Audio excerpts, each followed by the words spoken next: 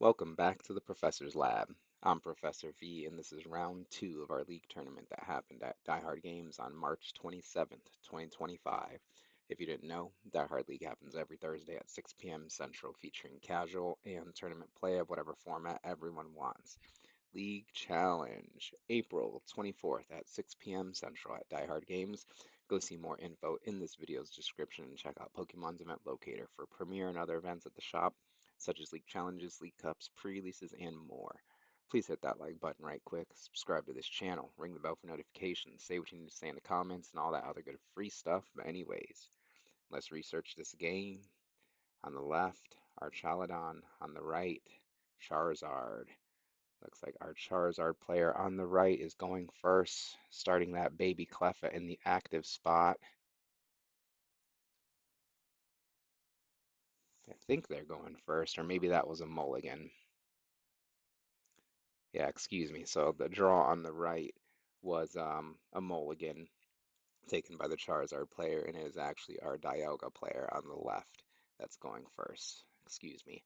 Starting things off with that nest ball that allows them to search their deck for a basic Pokemon to put onto the bench. Duraludon found and benched here. Squawkabilly in the active spot. And got to get the deck shuffled after resolving this nest ball. Pretty good to have at least one Duraludon down turn one for the Archaludon deck. Two or more, of course, are better.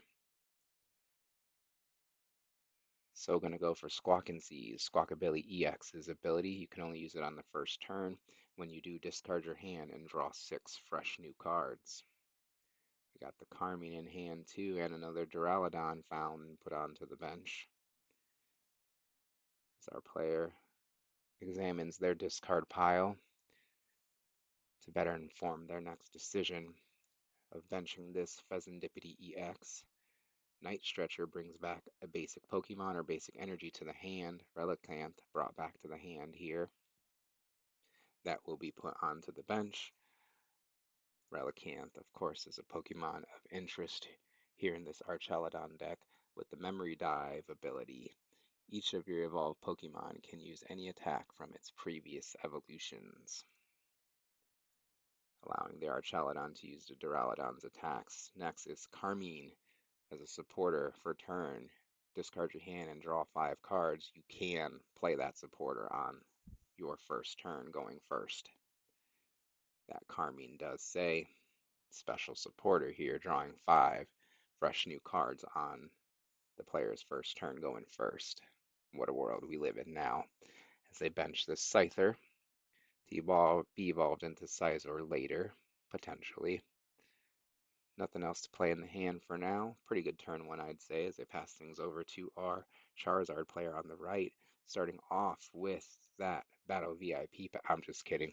Buddy Buddy Poffin item card allows them to search their deck for up to 2 basic Pokemon with 70 HP or less. Probably double Charmander here, since the Pidgey's already out.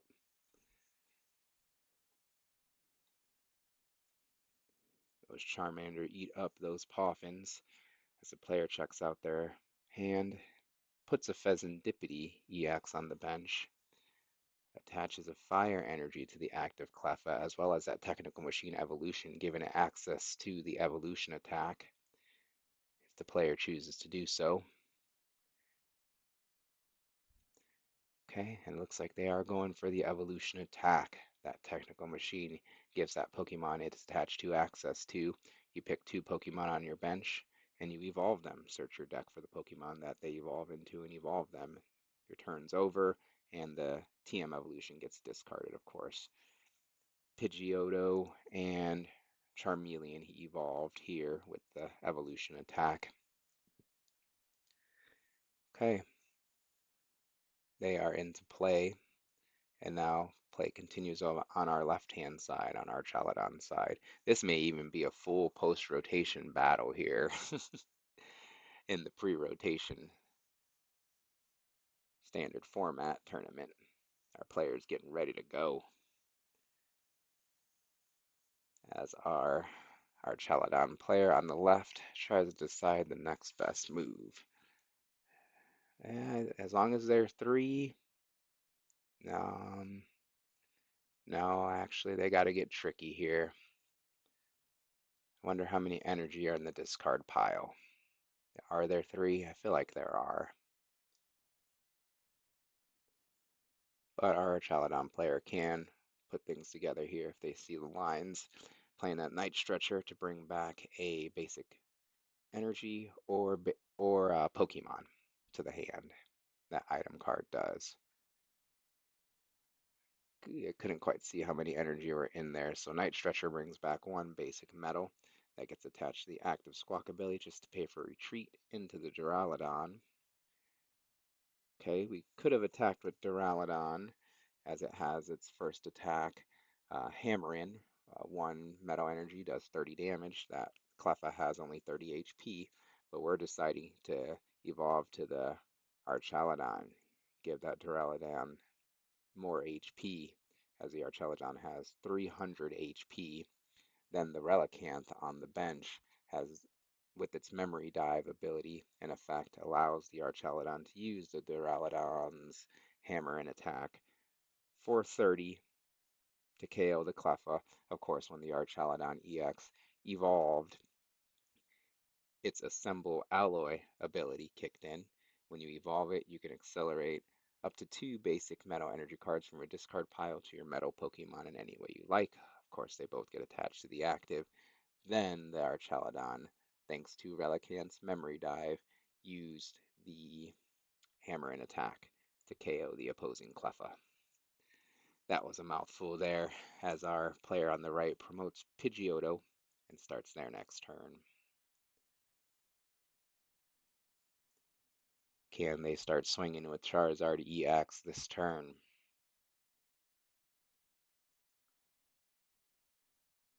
Boss, Pheasantipity, take it out with Charizard, maybe optimal as they use their Pheasantipity EX flip the script ability to draw 3 cards since the opponent took a KO on their last turn.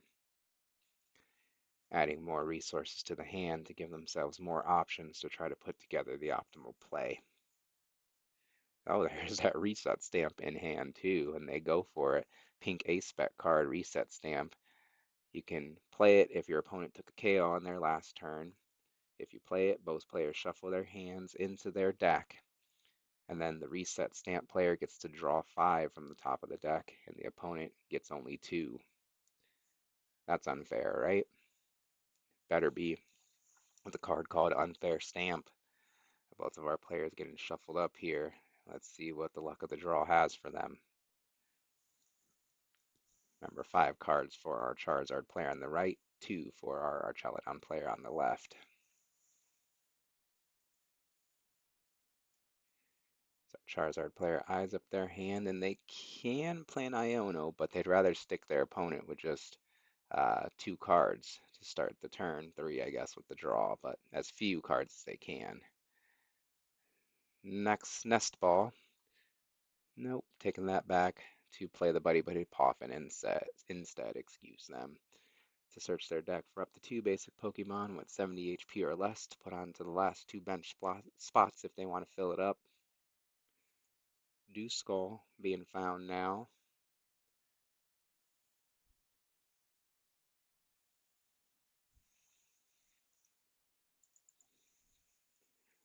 As our player takes a peek through their deck with this deck search to see what's in there and decides the second Pokemon will be Pidgey to be established now. Backup Pidgey since there's a Pidgeotto in the active already. And they're going to get things shuffled up here after resolving this Buddy Buddy Poffin.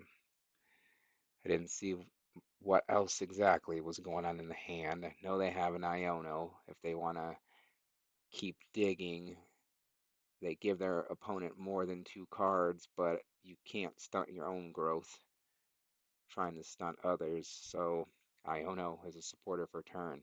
Both players shuffle their hands, put them at the bottom of their deck, and then draw cards from the top equal to their remaining prize cards. 5 for the Arch on the left and 6 for Charizard on the right. Did they find it? Okay, there's Pidgeot EX. That evolves in the active spot, then uses its Quick Search ability to search the deck for any card and put it in the player's hand.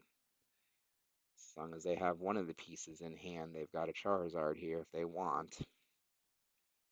Looks like Quick Search will find a Charizard EX. Oh, never mind, there's already a Charmeleon on the board, so no rare candy needed. Charmeleon evolves into Charizard EX. Charizard EX's Infernal Rain ability triggers now, accelerating just 2 fire energy this time to itself. You can accelerate up to 3 to your Pokemon in any way you like, but just 2 are needed here to power up Charizard EX's Burning Darkness attack. It does 180 damage plus 30 more damage for each prize card your opponent has taken. So 210 that Charizard is doing currently with its Burning Darkness. Pidgeot EX free retreats into that Charizard. And anything else before swinging? Oh, looks like a Burning Darkness for 210. And hope the player cannot pick this Archaludon up, healing all the damage, right? Or not find an energy. As play resumes over on the left, there's the energy there with the Earthen Vessel. That item card has the player discard a card to search their deck for up to 2 basic energy cards put into their hand. Double metal found here off of the Earthen Vessel and added to the hand. So there is an Archaludon attack. Oh man, you could even go for the big Duraludon Raging Hammer here for a one-shot potentially. I won't dig too far into it, but that was the risk to take as well, knowing that Relicanth was on the board. I'll be honest, I wasn't thinking about all that clearly while commentating, but I see it now. So let's see, 290, I guess, that Archaludon copying Duraludon's Raging Hammer would be doing. Raging Hammer does, for 3 energy, 80 plus, this attack does 10 more damage for each damage counter on this Pokemon. So we got 210 plus 80 is 290, so not quite enough to one-shot the Charizard EX that has 330. But you can boss and KO Pheasantipity. But let's play Pokegear 3.0 first to look at the top 7 cards of the deck and add a supporter you find there to your hand. Alright, Iono is a supporter found off of the Pokegear 3.0. You can boss and KO the Pidgeot EX, I suppose, because you can do 280 with that Archaludon, copying Raging Hammer, 290, excuse me, and Pidgeot EX has 280 HP. Iono had it to hand though. Energy attached to the active, and then boss's orders. There we go, brings up that Pidgeot EX with 280 HP into the active spot. And so now we're seeing the Archaludon, or let's say the Relicanth Memory Dive, allowing the Archaludon to use the Duraludon's Raging Hammer attack for 290 to KO the opposing Pidgeot EX. For 2 prize cards, half of the prize cards acquired now, as Charizard EX on the right-hand side flies into the active spot and play resumes there. KO's on board. Pheasantipity EX, flip the script, draw 3 cards since the KO was taken on your opponent's last turn. Rare Candy allows the backup Pidgey to reestablish the Pidgeot EX in Quick Search now. We're not getting slowed down here. Charizard, Pidgeot on board, backup Charmander there. The only problem is the opponent's taken half of their prize cards. Charizard EX is doing more damage now because more prize cards were taken, but the KO is already there.